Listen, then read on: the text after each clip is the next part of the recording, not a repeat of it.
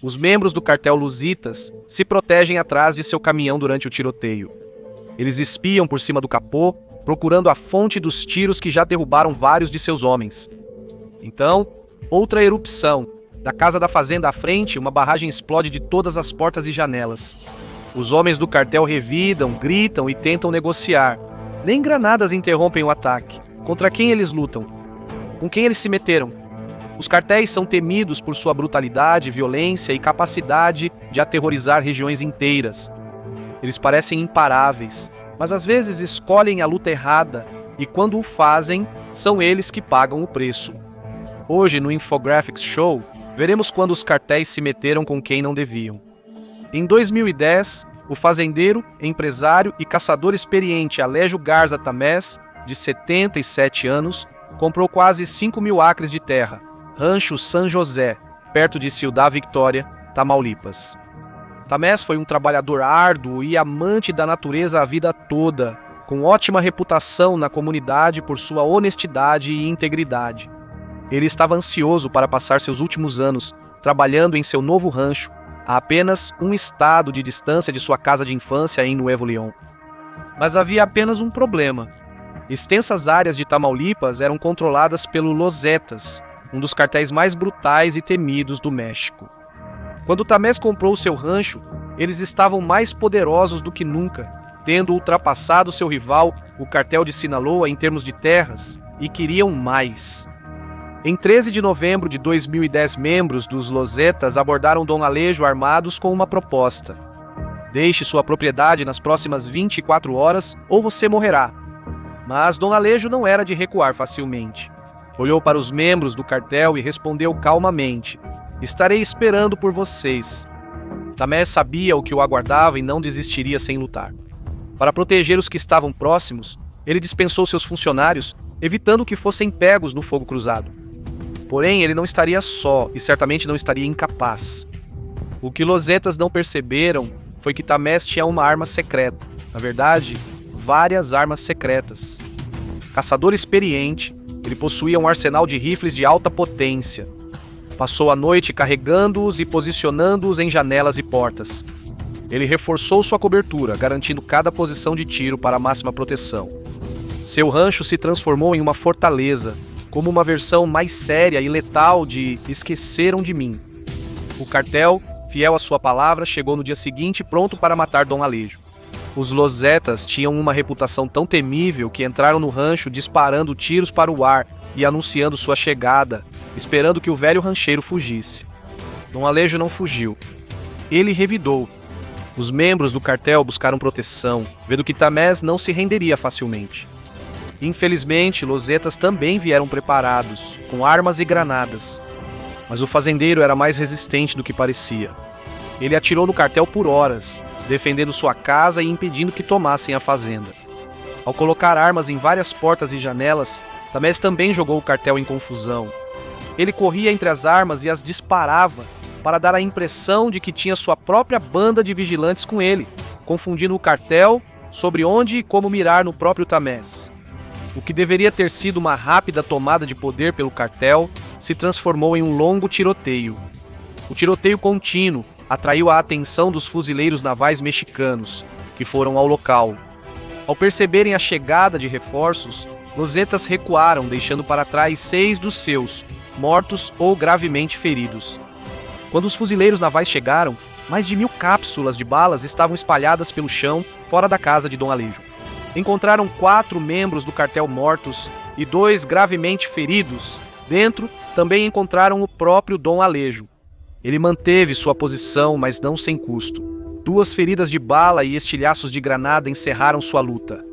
Porém, com sua morte, ele alcançou o que poucos conseguiram. Não apenas resistiu ao cartel, mas os fez recuar. Sua última resistência derrubou 6 homens dos Los Zetas, tornando-o uma lenda. Inicialmente, muitos veículos de comunicação se recusaram a relatar o ocorrido, seja por serem controlados pelos Los Zetas ou por temerem ataques com granadas. O jornal Milênio pegou a história. Espalhou-se como fogo selvagem pelas redes sociais mexicanas, fazendo Tamés parecer um herói popular. Um mexicano decidiu ir além na luta contra o cartel. Ele não apenas se defenderia, mas também formaria um exército. Esta é a história de Hipólito Mora Chavez, o homem que não podia ser corrompido, de acordo com o colega vigilante Reverendo Gregório Lopes. No início de 2013, o cartel dos Cavaleiros Templários governava Michoacán, uma área ominosamente apelidada de La Tierra Caliente, ou a Terra Quente. Seu domínio era total e sua brutalidade desenfreada. Muitos agricultores e residentes locais já haviam fugido, deixando suas terras para se proteger. Os que ficaram viviam sob medo constante, forçados a se submeter às exigências do cartel ou arriscar consequências fatais. Hipólito Mora, nativo de Michoacán, estava irritado com os invasores de sua casa. Eles sequestravam jovens mulheres e meninas por meses, importunando, agredindo e extorquindo ou assassinando os colhedores de limão locais. A economia dependia muito do limão e eles costumavam brutalizar a população. Mora afirmou que em certos momentos o trabalho era proibido, todos se calavam pois eles eram assassinos. Eles mataram muitas pessoas e ameaçaram os empregadores. No início, ele buscou que seus líderes políticos atentassem mais ao que ocorria em seu estado. No entanto, como você verá em um exemplo ainda mais louco, o Estado raramente ajudou e às vezes até atrapalhou os locais que enfrentavam os cartéis. Mora foi à cidade do México para tentar se encontrar com o presidente, mas não obteve sucesso. Sem alternativas, Mora voltou a Michoacán decidido a formar um grupo de vigilantes. Ele juntou uns amigos e perguntou: "O que vamos fazer? Devemos esperar a morte, morrer de fome? Precisamos lutar?" Na cidade natal de La Ruana, a maioria das pessoas estava amedrontada demais para se juntar a ele, mas por fim, 5 amigos leais concordaram que era o momento de revidar. Um vigilante convocou uma reunião de emergência para discutir a grave situação de segurança na cidade. Quando os moradores se reuniram na praça, muitos usavam máscaras, ainda temendo a ira dos Cavaleiros Templários. Contudo, as palavras de Mora despertaram algo além do medo quando os encorajou. Ele os convocou para defender sua comunidade, para retomar o que era deles. E naquele momento, 250 pessoas deram um passo à frente, prontas para lutar. Eles correram para casa para pegar armas. Algumas pessoas tinham AR-15S e AK-47S, mas a maioria apareceu com espingardas, rifles de caça e o que mais pudessem reunir. Essa equipe heterogênea se tornou o primeiro movimento oficial de autodefesa no México, as autodefensas. Moradores armados foram de moto e bicicleta até casas e fazendas tomadas pelos Cavaleiros Templários. Mas quando chegaram lá, as residências estavam vazias. Algumas das namoradas dos Cavaleiros Templários que participaram da reunião alertaram os membros do cartel sobre a ira dos moradores e a invasão armada que se aproximava. Os autodefensas retomaram suas antigas casas pacificamente. Não apenas isso, mas os Cavaleiros Templários deixaram para trás alguns transportes novos e elegantes, Mercedes e BMWs, que abandonaram às pressas. Um grande avanço comparado às bicicletas em que chegaram. Surpreendentemente, o movimento funcionou, pois inspirou movimentos vizinhos a começar quando as pessoas perceberam que os Cavaleiros Templários poderiam ser intimidados pela simples ameaça de uma revolta popular.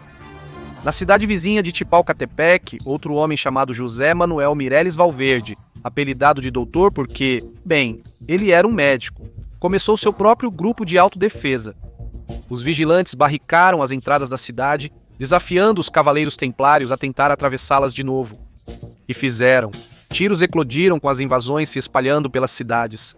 O cartel, buscando recuperar seus territórios perdidos, iniciou uma contraofensiva.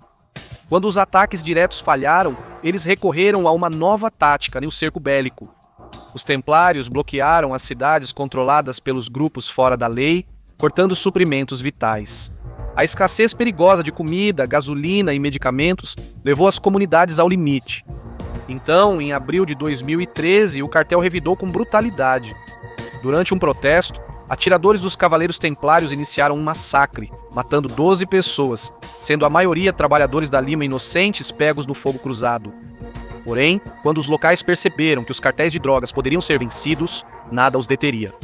Até mesmo os residentes de Michoacán, que fugiram para os Estados Unidos da América, retornaram para ajudar sua comunidade. Dos 113 municípios em Michoacán, 42 acabaram com grupos de autodefesa. Em 10 meses, o poder dos Cavaleiros Templários foi destruído. Pessoas que haviam deixado a cidade anos atrás começaram a retornar gradualmente. Os agricultores recuperaram a terra que havia sido roubada pelos cartéis. O crime diminuiu, trazendo uma certa paz de volta às ruas. Tudo por causa da coragem inicial de Hipólito Mora. Infelizmente, Mora sofreu perdas pessoais, pois seu filho foi morto no inverno de 2014, enquanto trabalhava com as autodefensas. Isso despertou uma intensa fúria em Mora, que jurou perseguir o culpado. Saber disso fez dele um alvo ainda maior para o cartel. Ele realocou familiares para o exterior, protegendo-os do cartel enquanto aguardava o confronto final. A história não tem um final feliz, porque um novo grupo violento de narcotraficantes, chamado Cartel Biagres, surgiu para ocupar o lugar dos Cavaleiros Templários na área. O estranho grupo de defesa foi infiltrado pelos próprios cartéis e em 2023, Hipólito Mora foi morto por membros do cartel. Mora foi movido por um senso de injustiça, sentindo que ele e outros como ele foram abandonados pelo governo à mercê dos cartéis. Ele é lembrado como um herói. Para outros, sua vingança contra os cartéis era mais pessoal. Miriam Rodrigues levava uma vida normal em San Fernando, no México. Casada e mãe de 3, ela tinha uma loja de roupas country chamada Rodeo Boots. Sua filha Karen, de 20 anos, a ajudava na administração. Infelizmente, o cartel Zetas era muito ativo em San Fernando, tanto que o filho de Miriam se mudou da área para escapar do perigo de ser forçado a trabalhar para o cartel ou se tornar uma vítima de violência. Em 23 de janeiro de 2014, Karen dirigia em uma estrada quando 2 caminhões a encurralaram, forçando-a a parar. Homens armados saltaram de caminhões, arrombaram seu veículo e a sequestraram. Eles a levaram para casa, onde infelizmente sua mãe estava ausente, pois trabalhava ocasionalmente como babá no Texas. Rodrigues descobriu que sua filha foi sequestrada e voltou para casa desesperada. Posteriormente, a família recebeu uma carta com instruções detalhadas para fazer um pagamento, e eles cumpriram todas as ordens do cartel. Eles teriam sua filha de volta. A família Rodrigues pegou um empréstimo no banco por terem pouco dinheiro. O marido de Miriam deixou uma bolsa com o dinheiro próximo à clínica de saúde local. A carta dizia para ele esperar no cemitério local pelo retorno de Karen. Ele esperou, mas ninguém apareceu. Os pais dela não puderam aceitar isso. Miriam buscaria outro meio de resgatar sua filha. Desesperada para ver a filha, ela solicitou um encontro com o cartel Zetas, que, surpreendentemente, aceitou. Miriam foi ao restaurante local El Junor. Um jovem membro do cartel sentou-se em frente a Miriam. Ele fingiu não saber nada sobre a filha dela e negou que o cartel a tivesse. Por que os traficantes mentiriam afinal? Mas ele poderia ajudá-la a encontrá-la se Miriam lhe desse $2.000. Esperando encontrar sua filha, Miriam juntou o dinheiro e o entregou. Mas depois de um tempo, o jovem parou de atender o telefone.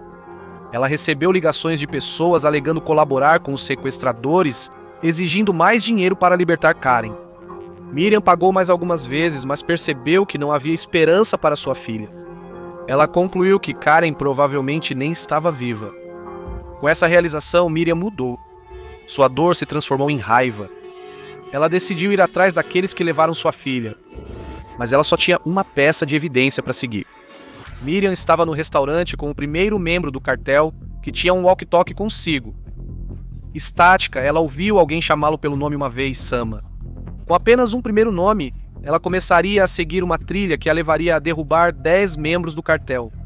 Miriam buscava respostas, mas acima de tudo, almejava vingança. Então ela iniciou uma investigação, vasculhando contas em redes sociais para encontrar a pessoa com quem havia se encontrado e rastrear seus conhecidos. Ela descobriu que seu amigo próximo administrava uma sorveteria e decidiu vigiá-la. Eventualmente, ela viu Sama e o seguiu até em casa. Miriam também mudou sua aparência para não ser reconhecida, com um novo corte de cabelo curto e vermelho vivo. Ela recorreu às autoridades, mas como esperado, pouco ajudaram. Recusando-se a desistir, ela finalmente encontrou um funcionário federal disposto a tomar uma atitude. O oficial rastreou Sama, que logo cedeu durante o interrogatório. Ele entregou os nomes dos membros do cartel, incluindo os responsáveis pelo assassinato de Karen, e revelou o local onde ela foi morta. Relíquias de Karen foram encontradas em um esconderijo do cartel, confirmando seu trágico destino. Mas isso não foi o fim para Miriam. Ela encontraria cada membro do cartel responsável pela morte de sua filha, mesmo com o risco à própria vida. Não me importo se eles me matarem. Eu morri no dia em que mataram minha filha.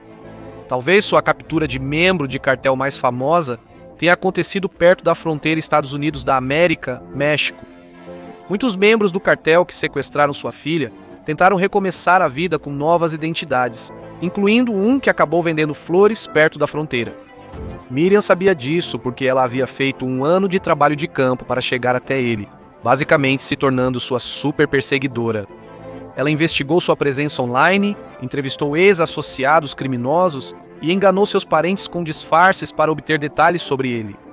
Quando ela o encontrou, partiu em direção à ponte onde ele trabalhava com um casaco longo, um boné de beisebol e uma arma na bolsa.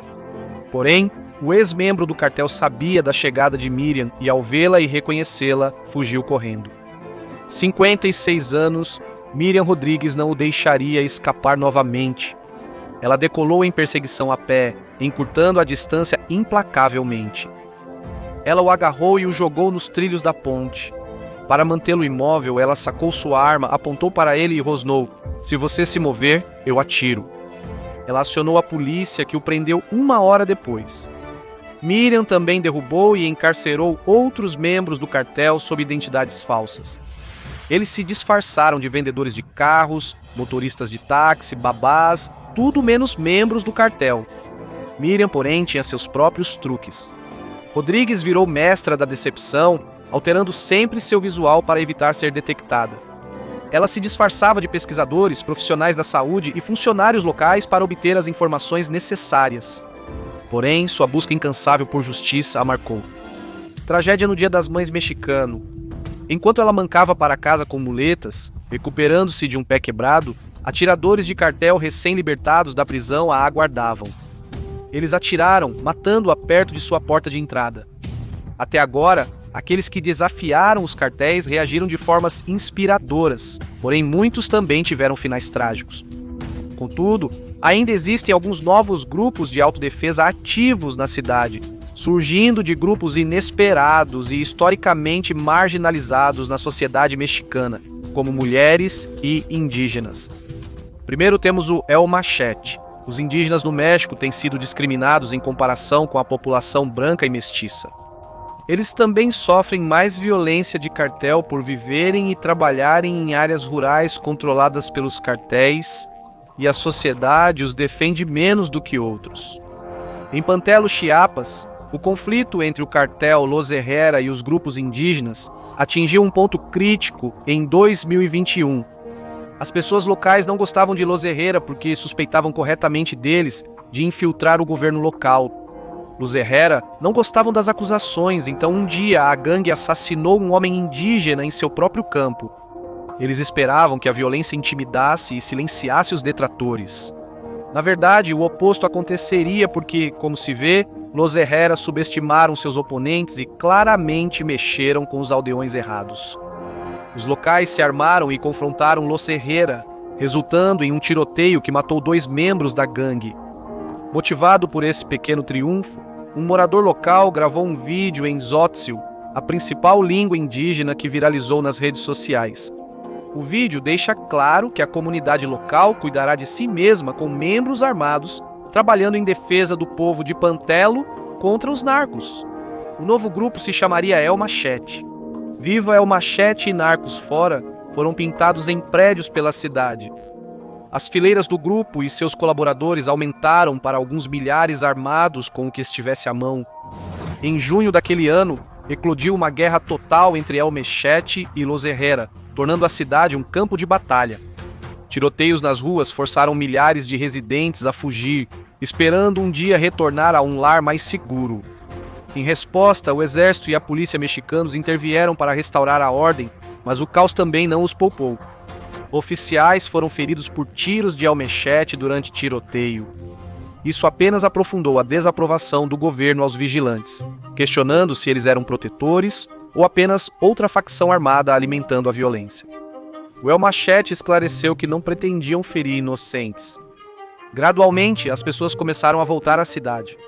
El Machete organizou uma pequena volta da vitória para seus membros, com cerca de 15% da cidade, ou 3.000 pessoas, os aplaudindo. Conforme os moradores retornavam, suspeitava-se que membros da gangue se escondiam entre eles para retomar suas antigas propriedades. Ciente de que as forças de segurança do estado não permaneceriam na cidade indefinidamente e decidido a não permitir que seus esforços fossem em vão, a Machete jurou impedir que Los Herrera recuperassem sua influência na cidade. Em 26 de julho, eles lançaram uma grande invasão estilo Blitzkrieg para obliterar qualquer vestígio de Los Herrera que pudessem encontrar. Os membros de A Machete atacaram todas as propriedades de Los Herrera, saqueando e destruindo os pertences da organização criminosa. Um homem afirmou que trataram as casas dos narcos e assassinos do mesmo modo que eles trataram seus familiares ao matá-los ou roubar suas terras. Apesar das críticas de alguns, como o ex-presidente mexicano Obrador aos métodos de Al Machete, muitos moradores locais o consideravam sua única proteção. Os membros do Al Machete enfatizaram que seu vigilantismo era apenas uma resposta à constante violência enfrentada nas mãos dos cartéis. Quando Pantelo estiver livre do crime organizado, de assassinos e traficantes de drogas, nós, como defensores do povo, nos aposentaremos, pois não buscamos poder ou dinheiro. Houve poucas atualizações sobre as atividades na área desde então, o que esperamos que signifique que as coisas tenham se acalmado. Outro grupo de vigilantes em El Torero, Michoacán, estado conhecido por problemas com cartéis, pode conseguir expulsar o cartel de sua cidade natal.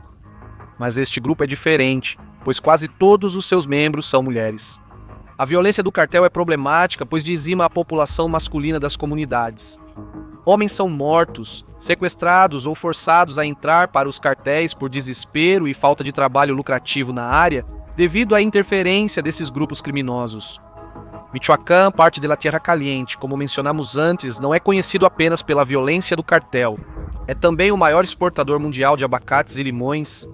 No entanto, os cartéis se infiltraram profundamente na indústria agrícola da região, explorando os agricultores locais e os colhedores de limão. Para muitos, cultivar e vender essas culturas deveria ser um caminho para a prosperidade. Pelo contrário, é mais uma indústria dominada por cartéis, onde o dinheiro suado é levado à força. O cartel de Jalisco é a maior ameaça em El Torero e causou muito sofrimento e danos. O filho de 29 anos de Eufresina Blanco Nava, uma das vigilantes, foi sequestrado pelo cartel de Jalisco.